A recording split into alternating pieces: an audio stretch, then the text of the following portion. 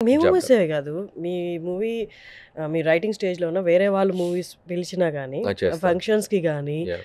లేకపోతే ఇప్పుడు ఏదైనా భయంగా ఉంది కామెడీ నాకు షోస్ యాక్చువల్లీ. గానీ, మీరు ఎక్కడ హ్యాపెనింగ్ ప్లేస్ ఉంటే అక్కడ ఉంటారు. నార్మల్‌గా ఇది డైరెక్టర్స్‌లో తక్కువ చూస్తాం.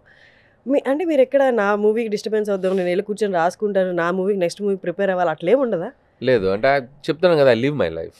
అంటే టెన్స్ ఫ్రీగా ఉంటారెప్పుడు. అంతే. టెన్షన్ తీసుకోరా అసలు? తీసుకోను.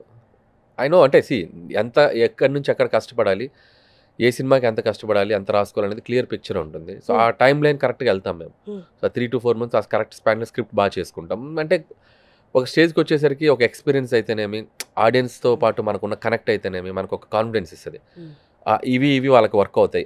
ఇవి వాళ్ళు మనల్ని యాక్సెప్ట్ చేస్తున్నారు. దీని మీద మనం ప్లే చేయొచ్చు అనే ఒక కాన్ఫిడెన్స్ కూడా మనకు హెల్ప్ అయితది. హ్మ్. సో, స్క్రిప్ట్ స్టేజ్‌లో అది మనకి కొద్దిగా స్ట్రెస్ ఫ్రీ ఉండడం. ఆ హ్మ్. ఒక్క ఫీలింగ్ మాత్రం. హ్మ్. ఇకపోతే ఎవరు పిలిచినా వెళ్ళటం అనేది any small film need a publicity. Yeah! So, మనం వెళ్ళటం వల్ల థియేటర్స్‌కి జనాలొస్తారేం కాదు. హ్మ్. చాలా వరకు రారు కూడా పాపం. హ్మ్. నేనెళ్లి ప్రమోట్ చేసిన ఎన్నో సినిమాలకి మేబీ వాళ్ళు అనుకున్నంత రీచ్ కూడా వచ్చుండకపోవచ్చు. హ్మ్. బట్ నేనేంటంటే లెట్స్ టేక్ ఇట్ హ్మ్. వాళ్ళకి ట్రై చేసి చూద్దాం.